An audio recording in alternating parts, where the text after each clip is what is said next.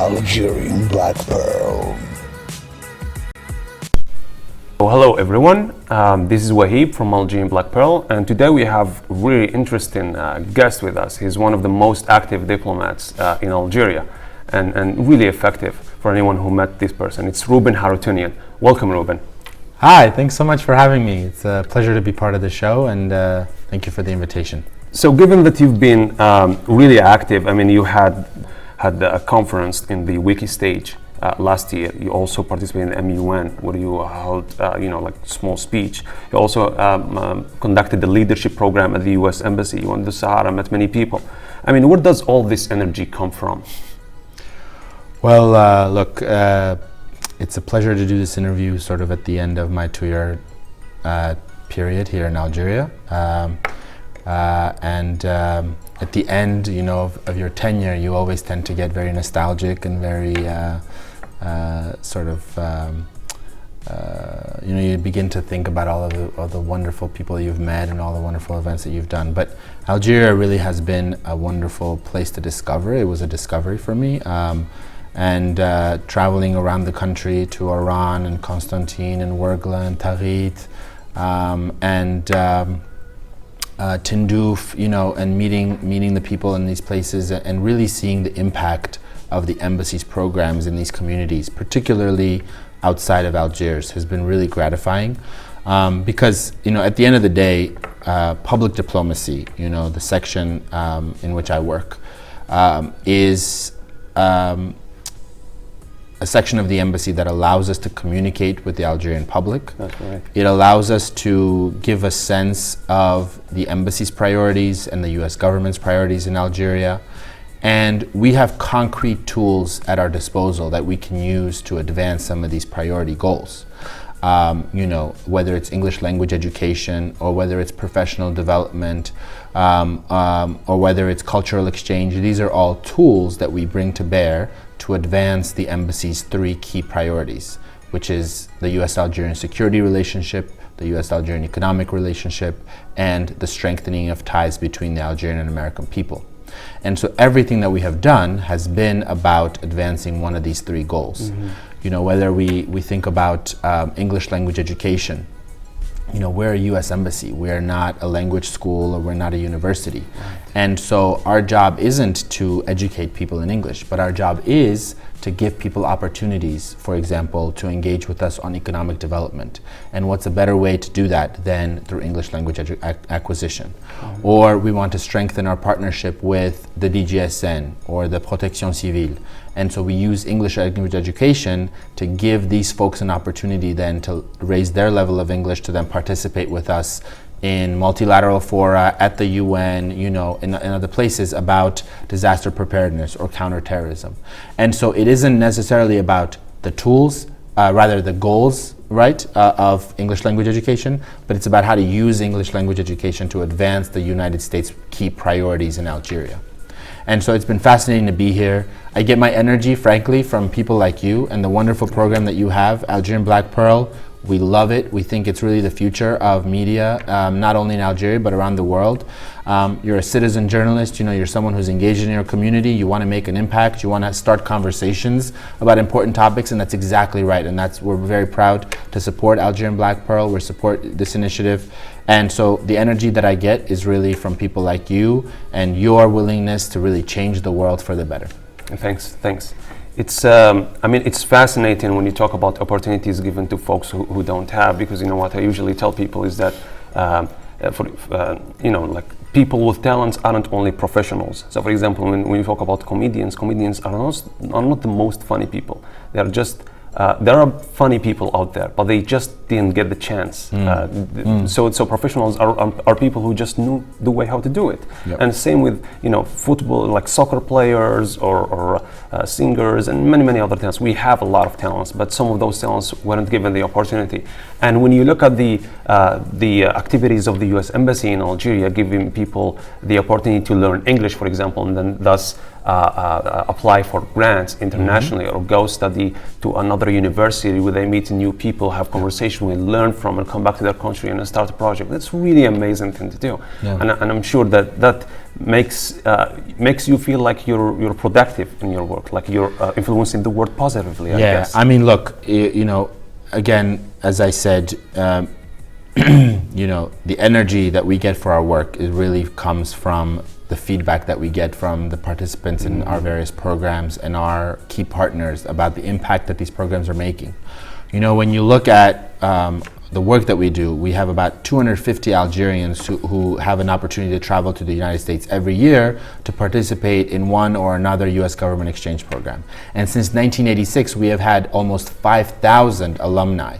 These are 5,000 alumni, 5,000 Algerians who have traveled to the United States one way or another, participated in an exchange program, and they have returned to Algeria. They're making an impact in their communities. And our job now is to stay engaged with those 5,000 folks and make them a part of our network, and they are key partners for us because they live outside all over the country. They are professionals in all spheres of society, and so then they now become ambassadors for the United States. They become ambassadors for the values that the United States stands for, and within their communities and their neighborhoods.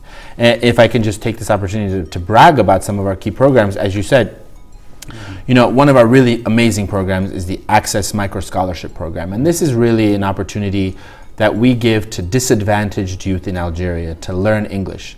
There are wonderful private language schools all over Algeria that teach folks foreign languages. But if you don't have the means to take those classes, to go to those after-school programs, then you miss out, as you said. So our task has been to give some of these really talented and deserving youth an opportunity to get that skill and really use that as a trampoline in their life to give them access to educational and professional opportunities that otherwise they wouldn't have.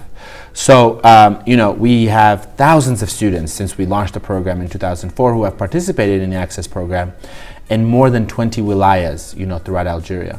And this is really because then they participate in this program, they learn English, and then they come back and then they're able to participate in some of our other key programs for exchange, for educational opportunities, for cultural exchanges, for professional opportunities. So that's really, really important, and we're really proud of that program.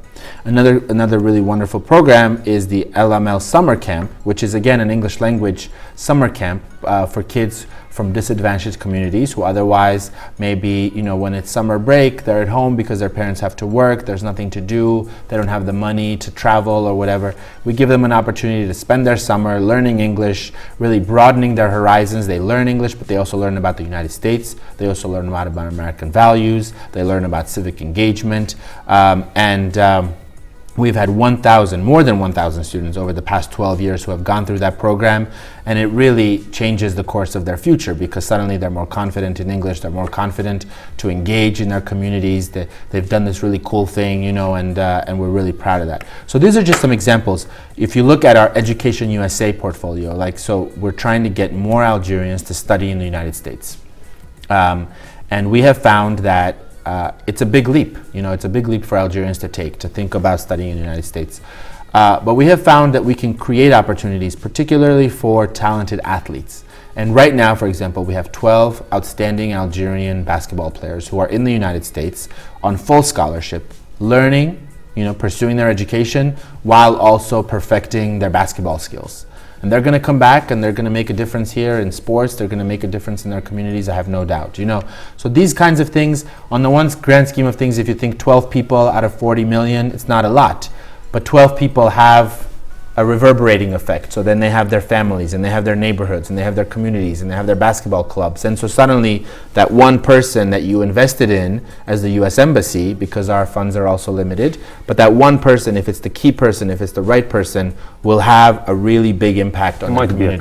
They might be a coach. Exactly. They might become a coach and then impact the lives of countless of other youth. So our programs are really targeted. They're really focused, on trying to make an inroad, trying to make an impact where it's most needed, and we hope that we're doing a good job. That's great. So, Ruben, in the context of diplomacy in foreign countries, and I know that you worked in multiple different countries in your career. Yeah. isn't it a bit challenging to meet the cultural expectations? So, for example, and if for me as an Algerian, I participate in the SUSI program. I went to an American university. I realized, for example, that a lot of American professors there, they don't really like to be to be called Mr. something. They don't like formality. They just call me Jack. Sure. So that's their expectation. They think it's more friendly. But for example, in Algeria, at the Algerian university where I study, it's more expected to call them Mr. or Madam or Professor, something like that. And if you don't, that's kind of rude. And I know that there are many examples that exist in different countries when it comes to those cultural differences. So as a diplomat, to work in a different country that is different comparing to where you came from, how do you manage to meet those expectations? Don't you find it a bit challenging? Yeah, I mean, certainly the job of a diplomat first and foremost is to create these communication bridges and to try and discover a new place, try and understand it and explain it then to your home country. So our job here as U.S. diplomats is to try and understand Algeria and the Algerian mentality and the Algerian society, the Algerian political context, the economic context, the security, and try and explain that to Washington so that when foreign policy is made, by policymakers in Washington with regard to North Africa or Algeria, then they have the best information on which to make that decision. Yeah, and that's a job of any diplomat. So the Algerian diplomats in Washington are doing the exact same thing. They're trying to understand the political, economic context in Washington and throughout the United States to explain that then to policymakers here in Algiers, so that when Algiers is thinking about its relationship with the United States, they have the most accurate information. So a part of that certainly is to try and figure things out like Lebes and Eid Said and Safterkom and all of these things that really enable you to understand a place or try and make a human connection. Because once you make a human connection, then you get to have a human conversation. And the best information comes when you're just having a normal conversation and you realize that we're all just people, and we're all just people doing our jobs or people trying to live our lives. And at the end of the day, what the things that bring us together and the things that are common between Algerians and Americans, much more than the things that make us different. Exactly. The importance of family, the importance of food, the importance of children in a society, of education. These are the things that are cross-culturally, appropriate, and so that's the job of a diplomat, to try and find those places where there's common ground and to then build on that to have better relations between nations and between people. Yeah, I mean, I suppose that is a bit easier for you, like when you receive this information about the country where you're going to work. I remember once when I was in Sweden for a Swedish program where I was just hanging out with an Algerian that I met there, and we were next to some agency where they had some sort of security guards. And while we were having conversation, a lot of people tell us that, we especially the foreigners, I mean, they tell us that we Algerians, when we talk in our Algerian language, Algerian Arabic, Darja, sometimes we seem like as if we're fighting or we're arguing, and in fact we're not. That's how we talk. Sometimes we're loud. And I was talking to him, and the security guard came across me and was like, "What's going on, sir?" He thought that we were fighting. He thought you were fighting? No, we're just having a conversation. So I guess as a diplomat, it's a bit easier, for you when maybe you're trained in certain skills. And I'm really interested to ask you this question: do these skills that make a good diplomat, are they cultivated or you're born with? I mean, look, as I said before, the basic bottom line skill of a diplomat is try and find common ground, and I think some people have that kind of innate in their humanity, that's just who they are. They seek to find common ground, they seek to find compromise. But there are definitely specific skills that you need to acquire as a diplomat, and we learn that along the way. This is my 5th assignment now in the Foreign Service, and am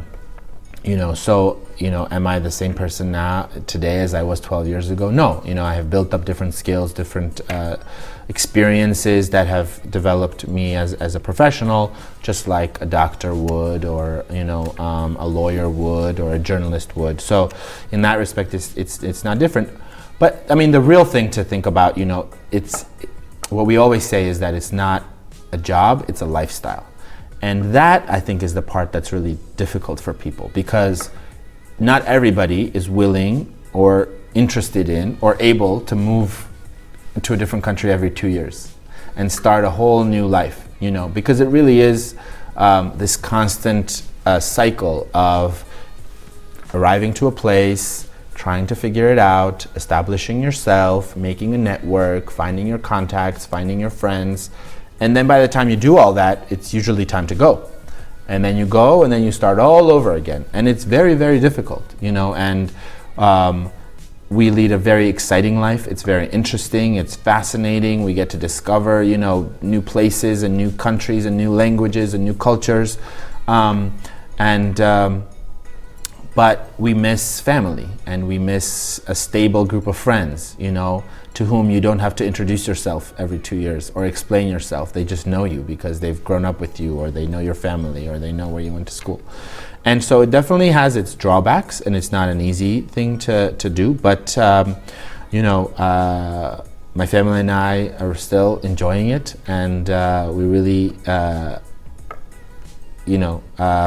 excited to discover new places and new cultures. And so until that's the case, we'll continue doing it. Yeah, but it also must be really difficult to build It's new hard. relationships, It's and then hard. you have to leave them. Yeah. Right. The goodbyes are always hard. For example, we're leaving Algiers in Algeria in a few weeks, and we've started this round of goodbyes, and it's very hard because some people you don't want to say goodbye to. You want to take them with you, But the wonderful thing about this lifestyle also is that you continue to run into people, and you continue to discover them in new places, Right. for example, and maybe a colleague that you worked with in one country, and then you'll discover them again in a different country, or an American colleague that you worked with in one place, you'll find them in a different embassy. And so sometimes those roads lead us back to each other, and sometimes it's about making time for that, making that a priority to keep that connection.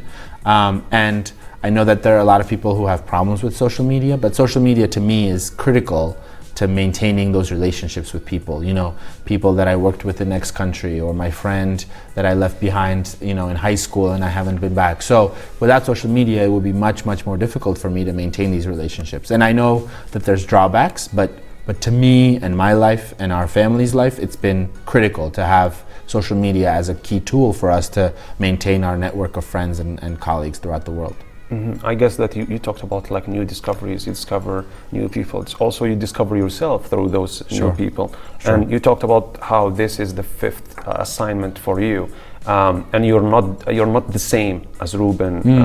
As Ruben, who started like at the first assignment. Yeah. So I want to ask you this question. I mean, what makes a good diplomat, according to Ruben, given to this experience? This is something that I learned in this assignment in Algiers from a colleague here. And, at the end of the day, I think that commitment to compromise and that commitment to mutual understanding is key, and you have to develop that inside yourself to be a good diplomat. You have to approach a new culture, a new society with an open mind, and you have to always try and see the world from their perspective. And sometimes not everyone can do that, right? Because we all come to a situation with our own prejudices and our own history and our own worldview. But that's not the point. The point isn't for me to come as an American here and say, well, in America we do it like this, because that's useless. In Algeria, there's a different context. It's a unique society. It has its own history. What my job is here to do is to try and understand where the Algerian mentality is coming from and why do they see the world the way they do. And once you do that, once you're able to put yourself in that situation of trying to see the world from the other's point of view, you very quickly discover that, at the end of the day, our values are basically the same, and our desire for the future is basically the same. We all want peace. We all want education for our children. We all want, quality food on the table. We want, to live in a place where we have opportunity for our kids to live a better life than us.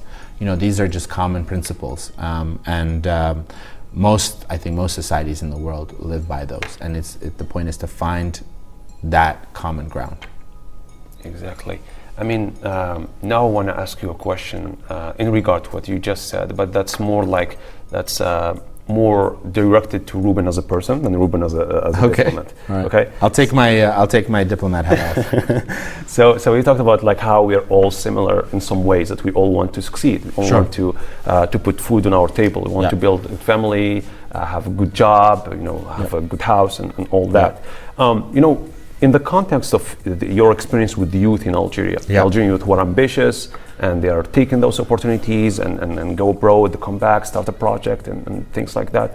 A lot of youth that I met, when they see someone who has already succeeded, who is already having a career and a really good career, and they see him, coming out of this giant company with a suit and go to his expensive car and all, they think that person gained all of that easily and automatically. They don't realize that maybe at some point of that person's life he was messed up, he was lost, he didn't know which way to go, he didn't know a lot of answers to his decision making and all, but he figured the way through it. Sure. And when they know about the story of that person, they're like, well, maybe I can do that too. Because that person went through those difficulties, maybe I can do that too. So what's your advice for all those young people in Algeria? Well, look, I have to say that I'm incredibly proud of the Algerian youth and really amazed by the capacity that exists in Algeria, particularly in the youth population. Whether it's the level of language, foreign language, Algerian youth speak phenomenal English. People like you, your English is fantastic. And so a lot of times what I'm really amazed by is that it's primarily self-taught. Yes, some people go to class and some people study it in university or in high school, but a lot of it is just self-motivation, sitting in front of a book or a computer or whatever and just putting in the time and really investing in that, and that's really wonderful to see. There's also a commitment to 21st century skills within the youth population here. That's really phenomenal. That there's an understanding that going to university and getting a diploma isn't enough. That you really have to invest in critical skills like critical thinking or computer programming, or again, foreign language acquisition. These are things that are in high demand all over the world, in the Algerian market, but everywhere else. And you have to develop those things within yourself. And people do that, and sometimes they do it through our programs, but sometimes they do it on their own. Our focus has really been to try and get outside of Algiers with our programs. And sometimes we find the best skill sets or the best candidates for our programs outside of Algiers. In places as far and as isolated as La Rouat, for example. We just had our cultural attaché go out to La Rouat to monitor a program, and she was blown away by the level of English in this small, isolated place, with very limited resources. But such a drive, such a commitment, such an interest, in developing their skills and creating new opportunities for themselves. And so I think the Algerian youth are certainly on the right path. They figured out that what has worked for Algeria in the past maybe isn't necessarily what will work for Algeria in the future. And they're developing those skill sets, that are in high demand in multilateral corporations, for American companies here in Algeria, and they're making themselves really, really qualified and really desirable candidates for some of these really key jobs, whether it's in engineering or accounting or computer programming or HR or communications, whatever the sector is, whatever the field is, they know that they need a cross-section of skill sets to be able to compete in that market and to be competitive. And they're doing that, and sometimes, again, we help them along the way. Our Maharat mentorship program for women in particular has been fantastic. We just had 35 young women go through the program. 80% of them secured a job at the end of that program. The others either decided to go back to school or decided to continue the job search or get an internship, but enormously successful. And now we're expanding that to places like Ouargla and Oran and Constantine to give young women in these places also opportunities to do that. The program that we have for women in the tech sector, again, these are highly motivated, highly capable Algerian women and young women who are invested in the tech sector here, computer programming and STEM education, and they're wonderful champions for us in that regard. And we're going to have a very exciting new program coming online to support entrepreneurship in Algeria. It's going to be a reality TV show to try and give young entrepreneurs an opportunity to go through a series of challenges and really develop their skills as entrepreneurs. It's going to be on Algerian TV, so stay tuned for that information. But really, I think the future is bright for Algeria, and particularly it's bright because of its youth, and I think they get it. I think they're civically motivated. I think they're academically very well qualified, and they see where the future is headed, and they want to be part of that. And we're excited to be partners with them in that search, in that journey.